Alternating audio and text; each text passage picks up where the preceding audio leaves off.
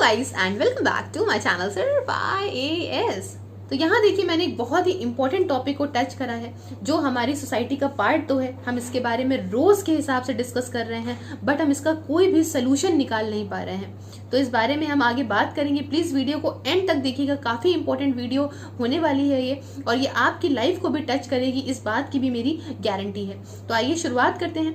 यहाँ पे वीडियो ये रिलेटेड है लॉकडाउन और उनके बाद की प्रॉब्लम्स के बारे में, चाहे वो मैरिज इंडस्ट्री हो, शॉप का रेंट हो, हाउस का रेंट हो, चाहे वो जिम की बात हो, बढ़ता इलेक्ट्रिसिटी बिल हो, स्कूल की फीस हो, या फिर उनकी स्टडीज जो बच्चों की अफेक्ट कर रही हैं उसकी बात हो। तो इन एक एक टॉपिक को हम डिस्कस करेंगे, इसका सोल्यूशन बताने की कोशिश करेंगे, क्योंकि सोल्यूशन अभी तक किसी ने भी बताने की कोशिश नहीं करी है। बस हम डिस्कस करे चले जा रहे हैं कि कोरोना वायरस खत्म होगा तो सब कुछ ठीक होगा। ऐसा नहीं होगा, तब तक के लिए सब कुछ बर्बाद भी हो सकता है।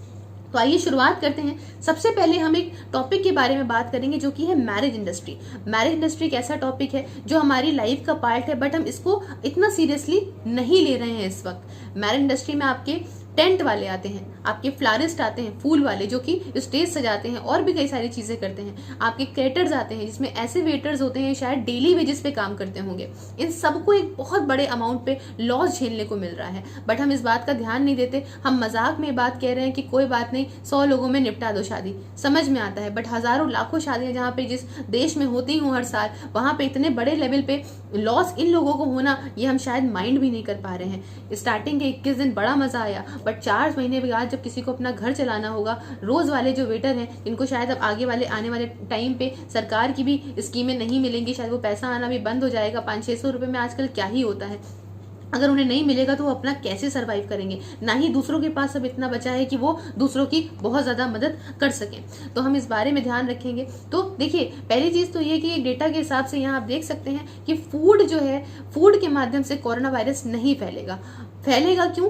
पर्सन टू पर्सन कॉन्टैक्ट से या वेपर्स किसी भी तरह से किसी इंसान के अंदर पहुंची हो। तो ये सबसे पहले ये मिथ आप दिमाग से निकाल दीजिए। अभी किसी भी स्टडी ने प्रूव नहीं करा है कि फूड के थ्रू कोरोना वायरस इंसान के शरीर में प्रवेश कर रहा है। ठीक है, तो जो नॉर्मल लोग हैं वो तो अपने घर में बना लेते हैं सारा सामान, 100 लोगों का खाना और बना दिया। और जो बहुत हाई प्रोफाइल लोग हैं वो 100-125 लोग की पार्टी करते हैं 5 स्टार में।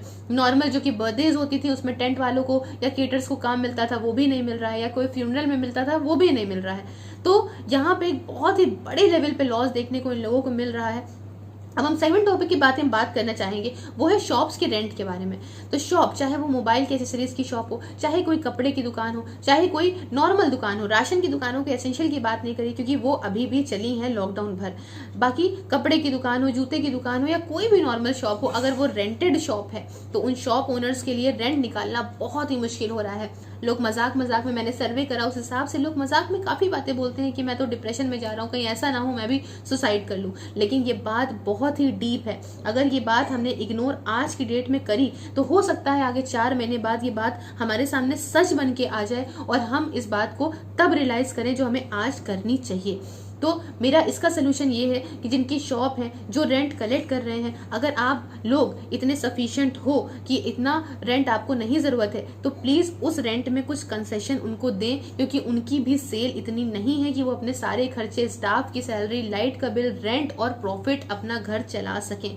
तो प्लीज इस बारे में जरूर से जरूर ध्यान रखें और जितना हो सकता है कंट्रीब्यूट करें इकोनॉमी में, क्योंकि हम आप मिलके ही इस देश को वापस से उठा सकते हैं, इस सिचुएशन से बाहर निकल सकते हैं। नेक्स्ट हम बात करना चाहेंगे रेस्टोरेंट्स के बारे में। रेस्टोरेंट्स एक बहुत ही बड़ी मुसीबत से गुजर रहे हैं जिस बारे में कोई बात नहीं कर रहा है। सिर्फ लोगों को लग रहा है कि नहीं, खाना मत मंगाओ बाहर का, उसमें कोरोना वायरस है। तो देखिए सबसे पहली चीज मैंने आपको जैसे कि दिखा दिया कि स्टडी कोई भी अभी तक प्रूफ नहीं कर पाई है कि कोई डिलीवरी से या खाने से आपको कोरोना वायरस हो जाएगा। ये पर्सन टू पर्सन ही ट्रांसमिट हो सकता है या इन्फेक्टेड पर्सन की कोई चीज छूने के बाद ही ट्रांसमिट हो सकता है।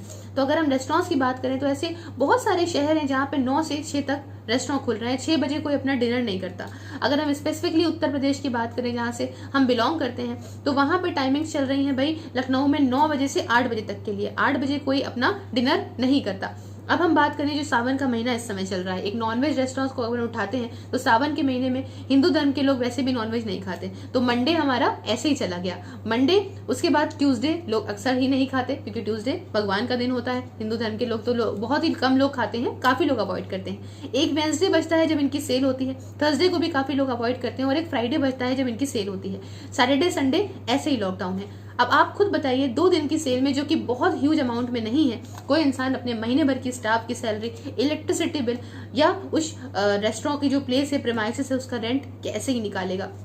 ये सारी प्रॉब्लम बहुत ज्यादा बढ़ रही है। कुछ लोग इस वजह से नहीं मंगा रहे क्योंकि कोरोना वायरस हो जाएगा, कुछ लोगों के पास बैग में पैसे ही नहीं है मंगाने के लिए, तो एक बहुत बड़ी प्रॉब्लम है। मेरी दरख्वास्त है सरकार से कि जैसे 9 से 8 आप खोल रहे हो रेस्टोरेंट की टाइमिंग, बाकी सब जगह तो ठीक है, आप 9 से 8 बजे बंद कर दो, कोई दिक्कत नहीं है, लेकिन रेस्टोरेंट की टाइमिंग को 10 बजे तक रिलैक्सेशन जरूर देना चाहिए, ताकि लोग इंसान अपनी शॉप बंद करके निकलते वक्त वहां से कुछ पैक करा लें और वो लोग भी थोड़ा बहुत कुछ कमा सकें। क्योंकि 2 घंटे में ना ही कोरोना वायरस को रोक लोगे, ना ही जो है वो किसी इंसान को ऐसे समझा दोगे कि नहीं मत, तो जिसे खाना है वो खाएगा और जिसे नहीं रोकना है, प्रोटेक्शन लेना है, वो लेके ही आएगा। एक बहुत इंपॉर्टेंट टॉपिक के बारे में, वो है इलेक्ट्रिसिटी बिल, जो कि शायद हमने ध्यान नहीं दिया, और अगर आपने दिया तो प्लीज मुझे कमेंट बॉक्स में जरूर बताइए कि क्या आपके साथ भी ऐसा हुआ है। इलेक्ट्रिसिटी बिल में क्या हो रहा है, बहुत सारी जगह पे आप मुंबई देख सकते हैं, और मेरा खुद का पर्सनल एग्जांपल है कि पोस्ट लॉकडाउन के बाद इलेक्ट्रिसिटी बिल बहुत ज्यादा आया है, बहुत सारे लोगों का आया है। जो बिल 3,000 आता था वो 14 आया है, जो 10 आता था वो 50,000 तक गया है, जैसा कि आप यहाँ पे देख सकते हैं। तो इलेक्ट्रिसिटी बिल ऐसा क्यों आ रहा है, प्लीज जाके अपने नियरेस्ट इलेक्ट्रिसिटी डिपार्टमेंट में इसकी कंप्लेन जरूर करें अगर आपके साथ ऐसा हुआ है तो। फिर हम बात करेंगे स्कूल एजुकेशन की और उनकी प्रॉब्लम्स के बारे में। तो देखिए आजकल क्या हो रहा है, बहुत सारी वीडियोस भी वायरल हो रही हैं कि स्कूल एजुकेशन और जो उनकी प्रॉब्लम्स ये अराइज हो रही हैं कि जो टीचर्स पढ़ा रहे हैं उनको अब्यूज या बच्चे परेशान बहुत ज्यादा कर रहे हैं, उल्टे सीधे वर्ड्स यूज करते हैं। अब आप खुद बताइए, जो छोटे बच्चे हैं जो या बड़े बच्चे हैं, अगर हम बात करते हैं IAS PCS के लेवल की कोचिंग की, तो भी ऑनलाइन में डिस्ट्रैक्शन होता है। छोटे बच्चे कैसे ही जो है वो ऑनलाइन एजुकेशन इतनी अवेल कर पाएंगे। वो व्हाट्सएप पे या तो बातें करते हैं, हंसते रहते हैं, और ऑनलाइन ना ही टीचर कंट्रोल कर सकता है क्लास को, ना ही बच्चे जो है वो इतना अच्छा रिस्पॉन्ड कर सकते हैं। और अब बात आती है फीस की, तो स्कूल वाले, जैसे कि आप देख सकते हैं, सुप्रीम कोर्ट को जो प्ली दी गई थी वो सुप्रीम कोर्ट ने सीधा मना कर दिया है कि हम कोई भी वेवर नहीं देंगे स्कूल फीस में। तो यहाँ पे जो पेरेंट है उनके ऊपर सबसे बड़ा बर्डन है कि उनकी इतनी ज्यादा इनकम है नहीं, और पूरी सैलरी अगर कोई पेरेंट अपनी उठा के स्कूल फीस में दे भी देता है तो वहां पे उसे फैसिलिटी क्या मिल रही है, ऑनलाइन एजुकेशन।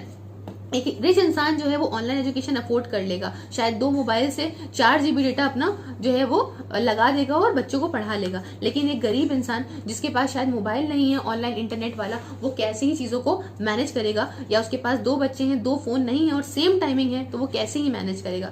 तो इसके लिए सोल्यूशन ये है कि जैसे बाहर की कंट्रीज में कुछ इस तरह के कैबिन्स बनाए गए हैं, स्कूल वाले अगर पूरी फीस ले रहे हैं तो भाई देखिए, आप पहली चीज तो स्टाफ की सैलरी भी काट रहे हो। मैंने बहुत सारा सर्वे करा और टीचर्स से जाना कि उनकी बहुत ज्यादा लेवल पे सैलरी कटी है 3 महीने, और उन्होंने पूरा अपना एफर्ट तो दिया ही दिया है। तो अगर आप स्टाफ की सैलरी काट रहे हो, आपका इलेक्ट्रिसिटी बिल इतना आ नहीं रहा है, अगर आप प्यून को दे रहे हो, और अगर आप कुछ काट रहे हो अपने बस ड्राइवर का, गार्ड का, कुछ भी, तो उसके बाद आप फुल फीस क्यों ले रहे हो, इस बात का आंसरेबल आपको होना पड़ेगा। या तो आप इसका सोल्यूशन निकालिए, कुछ केबिन इस तरह के बनाइए कि वहां पे बच्चे जो हैं वो जा सकें। छोटे बच्चे भरे ना जाए, क्लास 8 तक भरे ना जाए, लेकिन जो ऊपर जो कॉन्शियस हैं, जो बच्चे समझ सकते हैं, उनको प्रोटेक्शन के साथ में स्कूल में या तो खोला जाए और या तो फीस को कम करा जाए, क्योंकि हजारों लाखों बच्चों की लाइफ का इसमें सवाल है, और उसके साथ साथ उनके पेरेंट्स का भी सवाल है, क्योंकि वो इतनी हैवी ह्यूज फीस ऐसे नहीं दे पाएंगे बहुत टाइम तक। या अपना बच्चा निकाल लेंगे, और या अगर वो अपना बच्चा नहीं निकालते हैं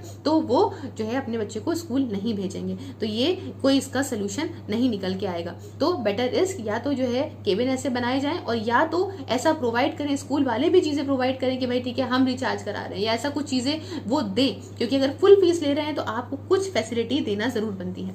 फिर एक बात आती है जिम के बारे में। बहुत सारे लोग बड़ा ही टॉपिक लेते हैं, जिम नहीं खुल रहा, जिम नहीं खुल रहा। तो देखो भाई, जिम नहीं खुल रहा, हम समझते हैं कि आपकी बॉडी नहीं बन पा रही है, लेकिन जब बॉडी रहेगी ही नहीं तो बॉडी बनाने का फायदा क्या है। बाकी सारे सेक्टर्स में आप सोशल डिस्टेंसिंग कर सकते हो, पर क्या ट्रेडमिल में निकलते हुए स्वेट जो आपका पसीना निकल रहा है उस पे आप दूसरा आके खड़ा होगा तो वो आप ही एक दूसरे को इन्फेक्ट कर दोगे, अगर, क्योंकि आप भी नहीं जानते कि आपके अंदर वो वायरस है या नहीं, और सामने वाला भी नहीं जानता। उस स्वेटिंग को आप रोक नहीं सकते, क्योंकि जिम में स्वेटिंग होगी। तो प्लीज एक ना एक सेक्टर जरूर अफेक्ट करता है। अब ये पैंडेमिक बता के तो आया नहीं था, महामारी फैल गई है, तो प्लीज और प्लीज सपोर्ट करें। इसके खिलाफ फालतू में सोसाइटी में झंडा लेके मत खड़े हो जाएं कि जिम खोलो। कल को आपको ही प्रॉब्लम हो जाएगी अगर किसी का स्वेट आप तक पहुंच गया, या आपने मास्क लगा के तो कोई ट्रेडमिल पे दौड़ना नहीं है ना। तो प्लीज थोड़ा सब्र रखें, सिचुएशन हैंडल हो जाएगी, आपके जिम, आपकी बॉडी सब कुछ बन जाएगा। हाँ, ये बात मानने वाली है कि बहुत सारे जिम ओनर्स को लॉस हो रहा है, तो उसको भाई किसी तरह से कंपनसेट करना पड़ेगा। लॉस पूरे इकोनॉमी को ही हो रहा है। सॉरी, मेरा मतलब ऐसा नहीं था कि मैं किसी की फीलिंग को हर्ट करूं, बट एक जेन्युइन पॉइंट है, प्लीज इसको समझने की कोशिश जरूर करें। फिर हम नेक्स्ट बात यहाँ पे आखिरी में यही बात करना चाहेंगे कि कई सारे ऐसे लोग हैं जिनको खांसी है, जुकाम है और बुखार है, लेकिन वो दिखाने नहीं जा रहे हैं, टेस्ट नहीं करा रहे हैं। क्यों? क्योंकि इस वायरस के साथ इतना बड़ा स्टिग्मा अटैच है कि आसपास के लोग कहने लगेंगे इसको कोरोना है, इससे दूर हो जाओ, इसको कोरोना है, इसको छूना मत। तो वो डर के मारे नहीं करा रहा है और अपनी बीमारियों को छुपाए है, और उस छुपाने के चक्कर में वो 10 लोगों को इन्फेक्ट भी कर रहा है। तो प्लीज मेरी आपसे दरख्वास्त है कि उनको सपोर्ट करें। अगर कोई बीमार है, पूरा प्रोटेक्शन लेके उनसे कहें कि प्लीज जाइए। आप जैसे ब्लड टेस्ट होता है और भी कोई नॉर्मल टेस्ट होता है, सिटी स्कैन होता है, या कोई भी ऐसा एक्सरे होता है, उसी तरह से कोरोना टेस्ट है, कराइए। अगर आपको माइल्ड सिम्टम्स हैं भी तो वहां पे आपको परफेक्ट ट्रीटमेंट मिल जाएगा। प्लीज उनको साथ सपोर्टिव बनिए, उनको इग्नोर मत करिए, सो दैट कि आप तक वो चीज ना पहुंचे। अगर हम इंडिविजुअल लेवल पे, सरकार हर एक फोन कॉल पे बताती है कि भाई प्रोटेक्शन करिए, आप मास्क लगा के रखिए, हैंड सैनिटाइजर यूज करिए, लोग इरिटेट होते हैं इस बात से, लेकिन इस बात को फॉलो करना बहुत जरूरी है। नहीं तो जो आज इतनी प्रॉब्लम है, 4 महीने में, आज से आने वाले 1 साल के बाद आधी कंट्री बर्बाद हो गई होगी, और तब हमारी आंखें खुलेंगी। तो इसलिए ग्रुप बना के खड़े अगर हो रहे हो तो प्लीज मत हो, डिस्टेंस रखो, मास्क लगाओ, ये मजाक नहीं है, सैनिटाइजर यूज करो। कोई भी सरफेस छूने के बाद खांसी वांसी आ रही है तो घर में रहो, फीवर है तो घर में रहो, विटामिन सी खाते रहो, आप प्रॉपर काढ़ा पीते रहो, आप जो है सुबह दोपहर शाम बुखार की गोली खाओ, ताकि आप फटाफट रिकवर कर जाओ। मिल के ही हम इससे लड़ सकते हैं, इसका कोई सोल्यूशन नहीं है। सरकार को क्रिटिसाइज करने से कुछ नहीं मिलने वाला है। हम इंडिविजुअल लेवल पे जब तक काम नहीं करेंगे, हम इससे सक्सेस नहीं पाएंगे। तो अगर आपको वीडियो अच्छा लगा तो जरूर लाइक, शेयर, सब्सक्राइब करिएगा, फैलाइएगा इस वीडियो को हर जगह पे अगर आपको मेरे पॉइंट्स जेन्युइन लगते हैं तो। Thank you so much for discussion. Have a wonderful day ahead. Take care.